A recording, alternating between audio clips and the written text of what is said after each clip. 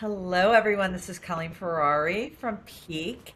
And today we're burning the blueprint with Anna Murray, who this is a blueprint that is just on fire right now. And we are really going to have to think about how we manage things differently. So, first, welcome, Anna. I'm so happy to have you here. It's terrific to be here, Colleen. Looking forward to our conversation. Yes, me too. So, everyone should know Anna Murray, one, is incredibly accomplished in the tech world and in marketing. And her list of successes are just an arm length, if not three arm lengths long. But I have something very specific that I want to talk to you about today because we do a lot with AI integration at Peak. And the world is changing really, really, really fast. So Anna is one, she is not only the founder, let me just a little to do here, but she's not only the founder of eMedia, but she also is the founder of a tech company called 3RO, which I think is probably going to be the highlight of our conversation today. And she most recently published a book called Quantum Computing 101. And let me just read the foreword that was written, just a little blurb, because girl, you speak my language. This book is really what we all need to read. Kudos to Anna Murray for writing a book that avoids the mumbo jumbo, discusses what is important, and answers the question, so what? So often, when it comes to quantum, what we get is a description of how to build the watch when all we want is to know the time. Thank you for writing this book. You are most welcome. It was a rapid, it came out, the idea came to me very quickly. Actually, the idea didn't come to me. The idea was like thrown at me. I have a really, yeah, I have a dear friend, her name is Monica Profit, and she was one of the original, I joke that she's one of the original crypto bros, which I think is hilarious because she's a woman. Yeah. Yeah. And she wrote a book back in, I think it came out in 2016, called Blockchain 101. And Monica did a great job with that book, and the idea was the same, like a 90-minute tech read on this thing that nobody knows what it is. So I was sitting with Monica over drinks right after Thanksgiving, and she was saying, because I've written in both fiction and nonfiction before, a couple of tech books, and she was saying, what are you working on in nonfiction? And I said, oh, I was thinking of maybe something about women in tech or women in tech leadership. And she looks at me, she goes, what on earth are you doing? Why aren't you writing Quantum Computing 101? And I was like, you're right, because I have this startup that is really grounded in the coming quantum era and Q Day, and it had utterly escaped me. And she's looking at me like, so it was so Thank obvious, you, Monica. so staring me in the face. So then I sat down, and this was after Thanksgiving. I sat down over Christmas and I just wrote the thing. And it's not a 300-page book. It's 150 pages. It's in the category of 90-minute tech reads. I think it might take a little longer than 9 minutes. But wrote it over Christmas, did the packaging, titling, covering, forwarding, all of that kind of stuff in the months of January, February, and launched it April 1st. So it was a sprint. It was a sprint for sure. Well, I love that it just outlines quantum computing in a very simple, clear, upfront way. So, just for whoever's listening, because I think every day we go to meetings with private equity or family offices and we're looking at these portfolio companies and we spend a lot of time with labor elasticity and AI integration, and no one is talking about what's next. So, just tell us what quantum computing is in the simplest form for everyone. I'm sure they Absolutely. have an And idea. I always say, technologists they can be like shamans. They kind of hoard their special magic, and you sort of need, I don't know, a crystal ball to understand it. I have no patience for that. So everybody is talking about AI. AI is very important. It's an adjacent topic. So, but just if we say both cryptocurrency and AI are the hottest new things, and you say, well, what's next? Definitely quantum computing is the next in line. In fact, the Wall Street Journal called it the next AI. So what is it? It is a fundamental shift in the way computing works. From the time we had the first computers as we know, with the current day normal computers that everybody knows, work on zeros and ones. And chips work on zeros and ones. It's the oscillation between 0 and 1 that gives chips their power, and that's it. We've been working on the same computers for, I don't know, the first UNIVAC sold their first computer to the Census Bureau, I think in 1951. So, for 75 years, computing has been the same. And you might say, wait a minute, that's wrong, because computing is not the same, which is true. We have, with that oscillation between 0 and 1, 0 and 1, we have sped it up. We've parallelized chips. Our material science is better, so we've miniaturized them. And we've been able to specialize chips like the GPUs, or graphical processing units, that power AI. They have a certain sort of different way of operating those chips that were originally to power rapid graphics rendering. But that's all that's happened in computing. We've gotten better at the 0, 1, 0, 1. Now, in the quantum world, we're going to a different form of computing. In a quantum computer, something can be a 0 or a 1, or a 0 and a 1 at the same time, or a weighted average of anything in between, because these computers are working at the atomic level. Okay, fine, super, great. Why do we care? Right? We care for a couple of reasons. One is that these quantum computers, and by the way, this is not science fiction. Their quantum computers exist in experimental form. They exist right now, this very minute. So one of the things that these computers are very, very good at is a different kind of problem than classical computers are good at.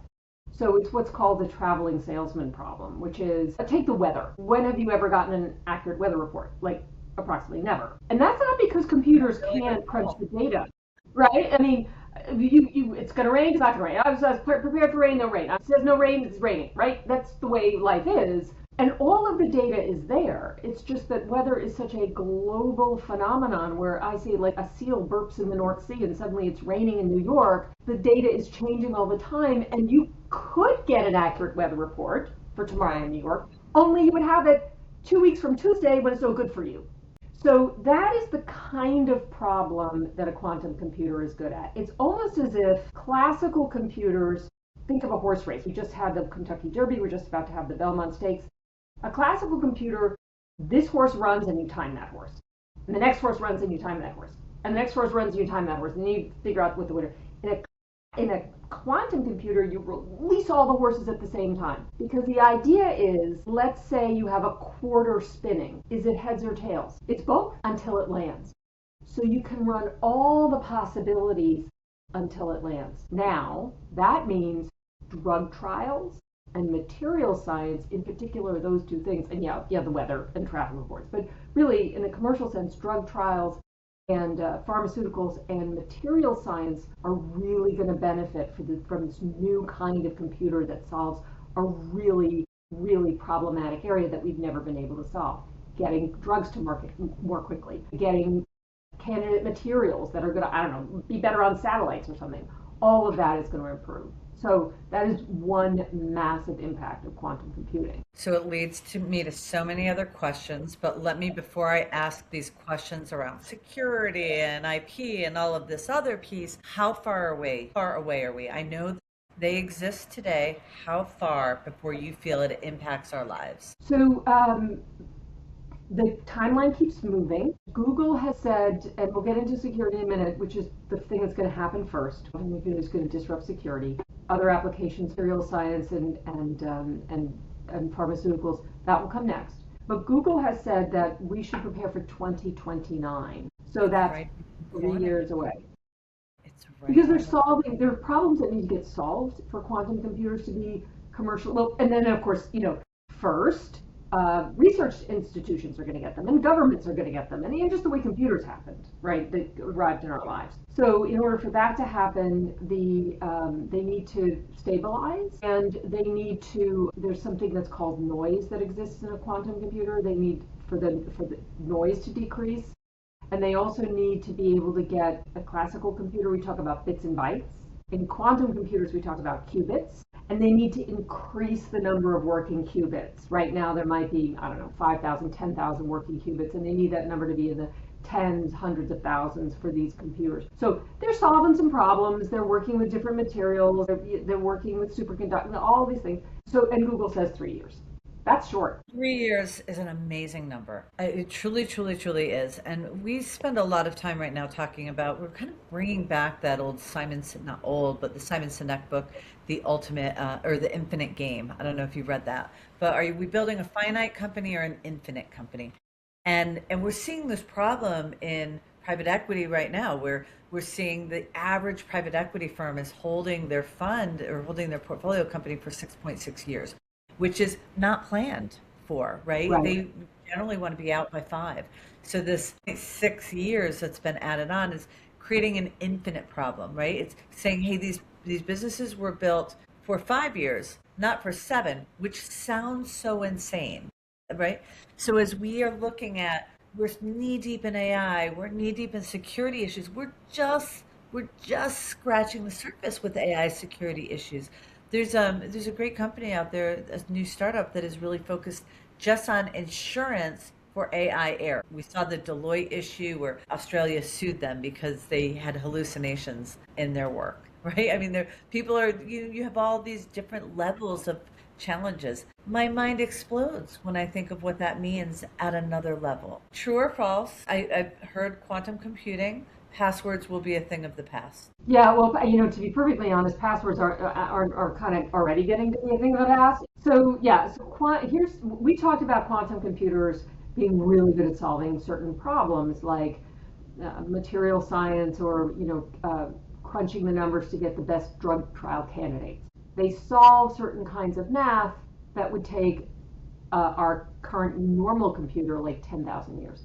So why isn't someone breaking your password right now? Because it would take 10,000 years. They could do it, but it would take 10,000 years with current cryptographic technology. When the advent of a quantum computer happens, it's going to take like 10 minutes. So so there is a huge looming security problem. In fact, it was the headline of CNN on Monday. It's called Q Day, and that is when. Sorry for the jargon. I'm about to, No, this that's okay. right? Okay, bring it But on. there is something called a cryptographically relevant quantum computer. Cryptographically relevant quantum computer. What the heck does that mean? It means when it comes to security, quantum computers, however they're developing, however fast, and qubits and whatever, and noise and blah, blah, blah, what we are looking for is just a computer that can break cryptography, that is strong enough and stable enough, maybe not to do all the other things, but to break cryptography. And you actually don't need that many of them globally to bring down the financial system. So you maybe need like 6 because those things, and how do we know when are they coming? How will we know? The thing is, we won't, because if you're an adversarial government or a malicious actor, you're not going to put out a press release saying how close you are to a cryptographically relevant quantum computer, right? True. True. So it's looming, and that combined with an AI enabled hacking.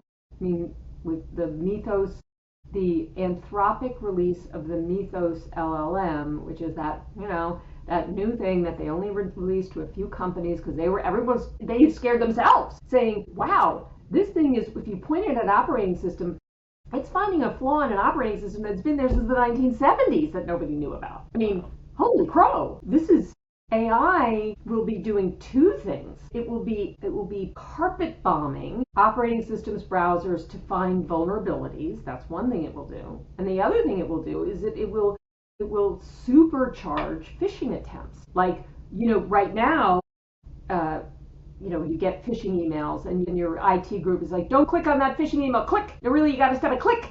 Okay, back into training. Okay, now you're better. Okay, click." Well, now you're going to get a phone call from something that sounds like your mother saying, "Oh, honey, I just sent you an email. Could you please click on the link so we can, so you can tell me which dress to buy?"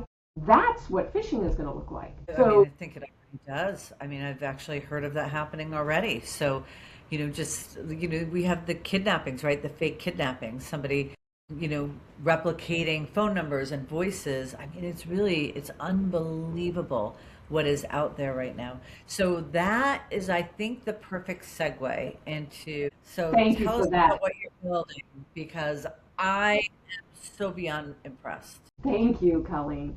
So 6 you're right, it's a backwards 3, but we say 6 6 is a startup in post-quantum security. Now, I just talked a lot about the fact that quantum computers are going to break classical cryptography. So there's two problems that our startup solves. And one is a coming problem, which is quantum computing, and the other is a today problem that we haven't even talked about. So the coming problem is quantum computing, and in order to exchange data, products like ours are going to need quantum cryptography, post-quantum cryptography. So premise one is our data exchange product platform implements post-quantum cryptography. So that's out of the box. You can now sort of, if you imagine Dropbox, which frankly our inaugural product looks, it's a file transfer system. A file goes from one side to the other, and it's encrypted with post-quantum cryptography. So great. But I'm going to take a step back and explain the second problem, which is, you might say, people do, you're saying to me that cryptography is going to break. It's going to break. It's working now. That implies it's working now, right? Then you just said it took 10,000 years to break a password. But hey, my data is all out there. So you're telling me that cryptography is working now? And the truth is, it is working, but there's a deeper problem that frankly no one is addressing. And it's this. Our computing architecture from the beginning of computing and networks has been hub and spoke. There's a central something, a server, a group of servers, a cloud server, whatever, and then there's stuff around the edges, endpoints we call them. So hub and spoke, think of a sun with planets, that's what it is. And everything works this way. This podcast works this way. We're going through a central something in order for it to be broadcast out. Zoom, email, everything, Netflix, all works this way. Here's the problem, the original sin of computing. That central something, you have to protect it absolutely, 100%. Wait a minute, you have to make it porous so information flows in and out. And that is a logical absurdity. And that has produced the war of escalation between the cybersecurity industry and the hackers who are out there. Not to mention the idiot at the endpoint, don't click on that, click, where you just hand someone access to the server. So what is the solution to that central thing that's vulnerable? Because we make it vulnerable, because you have to make it vulnerable, because they have to get information in and out. Well, you throw it out the window. And then you are going point to point, node to node. And if you see how my finger is tracing, you can kind of draw like a web in your mind. And what is that? It looks like blockchain. Blockchain is a decentralized system. Back to Napster was a decentralized system. So this ain't anything new. So we, it's hard to implement mostly because we have invested decades in client server. But Web 3.0, which you may have heard of, it's kind of entering the lexicon. Web 1.0 was click display. Web 2.0 was social media and the cloud, speaking. I'm shorthanding. Right. I love the shorthand, though. Very helpful. Web 3.0 is decentralization and data sovereignty. So right now, we live in a surveillance capitalist state. We have handed all of our data over to Facebook, to Meta, to Instagram, to everybody, and they feed it back to us in a form of manipulation. I mean, let's just to shorthand it again. In a decentralized system, you have sovereignty over your data. Like in blockchain, it's your wallet. So back to 6.0, our information exchange product is post-quantum and decentralized. And that combination, that powerful combination, is what produces true security. And we just got our first patent on this advanced key exchange. So that's what the startup is doing. And we have, as I say, we just got our first patent. We have a beta product in the market. We have some really interesting strategic partnerships that we're working with health data. You might imagine. So it's exciting. Yeah, I love what you're doing. I haven't heard anyone else doing this. I think it's just really, it is the future. It's something we need. I think we all need to be thinking about what is the future of security during all iterations. And going back to that, like building that, playing the infinite game and saying, hey, what are we doing today that can ready us for that? I mean, your product's not ready yet. What should everyone listening be focused on today around keeping themselves safe, protected, and prepared for what's coming? So a couple of things. First of all, our beta product is ready. We're taking pilot customers. So if anyone out there is looking for a safe way to exchange data, we're a product in the market. So yay, right? Yes. But nevertheless, some people may not be in a position to, or maybe at the mercy of their own IT, but whatever it happens to be. So there are a couple of things. First of all, we have to stop doing the stupid stuff. And the stupid stuff is I need to get this report out, and it contains sensitive intellectual property, and the IT department's tool to change things securely isn't working, so I'm going to send it in Gmail. We got to stop that. Just stop it. Next, if you haven't, I know two-factor authentication is a pain in the neck. I know it is. However, it is the solution to a large part of data security. It's not a panacea because you still have, I don't know, are you a Microsoft customer? Do you have OneDrive? You and it's got security, whatever. It has your security, and then the 230,000 Microsoft employees who potentially have access to it. So, but the multi-factor authentication is going to keep you from being the lowest hanging fruit for a hacker to sweep up. And then, this is a more philosophical point, but I think it's important. I think we gotta stop saying the fight to protect our data is lost. All hope is lost. We have, as a culture, gotten into that habit. Well, all my data's out there. What are you going to do? Who cares if people have pictures of me and my dog, right? Well, here's the thing. It's not just pictures of you and your dog. Have you been denied a job or life insurance or a car loan? Or has your child or someone else's child, your niece, nephew, whatever, been denied a college placement for reasons that maybe don't make sense, or you thought that you were going to be able to get that life insurance? The truth of it is, all your data is out there. Now you could say, well, surely no HR department would use the fact that would investigate me and use the fact that I was on an antidepressant 6 years ago to deny me a job. Well, maybe, but all your data is out there, and they could, and I'm sure some of them are. So we gotta stop saying data privacy is a human right. It's in our Constitution. The Fourth Amendment guarantees against search and seizure. If that premise is in our Constitution. So just to say, all hope is lost, what are you going to do? All our data is out there. There are solutions. They are coming. We're working on one. We're not the only one, and we must demand it because if we start saying, the game is lost, everything, all our data is out there, if we keep continuing to say that will become reality. It's interesting that you brought up that example, and people deny the idea that they are not being researched, that everything isn't being scrutinized. From a bad hair day to anything, it's really amazing. I can tell you firsthand companies that I have walked into that we've trained teams on what does this look like and how do you use it. And it's really truly unbelievable how many people have, and they don't even recognize that it's an unethical approach to assessing talent.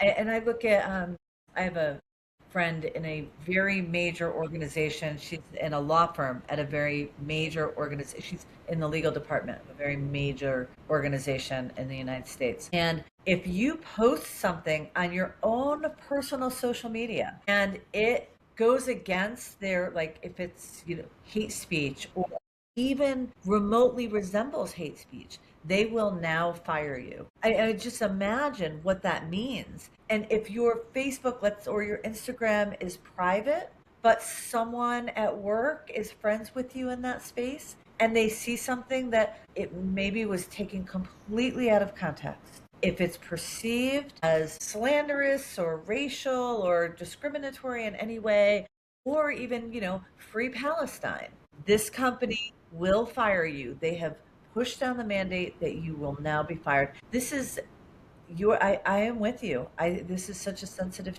topic right now. And as the internet gets bigger and tools like quantum computing get more prolific, I can only imagine that we're going to continue to get smarter at a speed that we cannot even calculate today. So I'm 1000% am on board with that. We do need to be protective of what's out there. Gen Zers, I think, are turning against social media. I just hear it anecdotally in my own life. I don't have kids, but my nieces and nephews and their friends are like, I don't need to be on Instagram all the time. But we've known for a long time that the social media companies, whatever platforms we're using, they do not have our best interests at heart. They have their interests at heart. And the terms and conditions and privacy policies that we've all clicked through, thousands of them, hundreds of them, giving away rights to our own data, and the sort of the data exhaust that we put out. I mean, truthfully, it's all fed back to us in an echo chamber and manipulating our political views. We're all basically in a huge brainwashing experiment. And as you say, Colleen, you could have what to someone else is an unsavory political view, or you could, I don't know, maybe you like to go to a gun range and someone interprets that as you're having to do with your political leanings. And P.S. it's AI that's making the decisions about these associations. And we know what AI hallucinates. I mean, we gotta take back right over our data. And the way to do that is decentralization and strong cryptography. So the only person that has your data is the people you explicitly share your data with. Not Dropbox, not Microsoft, not, the server that my webcam goes through to spy on my dog when I'm out. I mean, all of this data is going through. Terrifying. Right? I am so terrified about what Alexa knows about me. I mean, again, like I don't. The other thing is, I think that we have to stop blaming the user, right? I think when I go to cybersecurity conferences, and it's not put that way, but the solution always seems to be, we need more user training. We need more user training. We need more user training. And I just said, like, get two-factor authentication where you don't have it. And I think that's a form of user training. But it's not down to user. We've been training for decades. And we've had the largest breaches. We've had billions of data records breached. So what are we doing? Saying we need more user training or it's on the user, that's just a way of saying we give up. We give up technologically. So it's on you.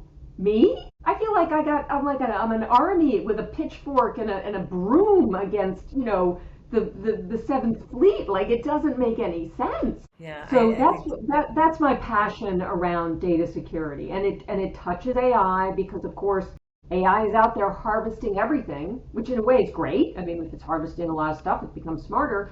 But what if you don't want it to harvest that, your intellectual property, how to build electrical power plant, right? Maybe you don't want it to do. It's amazing what you can learn on YouTube and through AI these days. I mean, it's just unbelievable. And I still think it's unbelievable how AI is a sycophant. It just tells you what you would like to hear too. It's not great data. It's a compilation of what you put in there and what it extrapolates from what you're doing. But the company of the future, the company that is focused, and the human being, right, just as us from a privacy perspective, you bring up really incredible and terrifying points, my friend Anna. So I hope everyone is paying attention, and thank you so very much. I know we're out of time here, but I am so grateful to have you here, and I am grateful for what you're working on and bringing this to real life. And hopefully you leave today with many more beta testers and you have many more patents. And I cannot wait to see how you and your world alone just save so much of the world. I'm so impressed by you. Thank you, Anna. Thanks, Colleen. It's been a pleasure. Yeah. Yep. Quantum computing 101. I think I got it right here. There it is. There it is. And please, anyone, we are burning the blueprint, because what got you here isn't going to get you there. I know there's so many ways to put it, but now is the time to just look at where you are and what you need to do and figure out how should you be handling it. It's generally not the way you've always done it, and that's not going to help you get ahead. So thank you, Anna, for giving us insight into the future, for giving us tools to look at today, and for helping us burn that blueprint with Peak. You're very welcome. Thank you. My pleasure. All right. See you at Tech Week.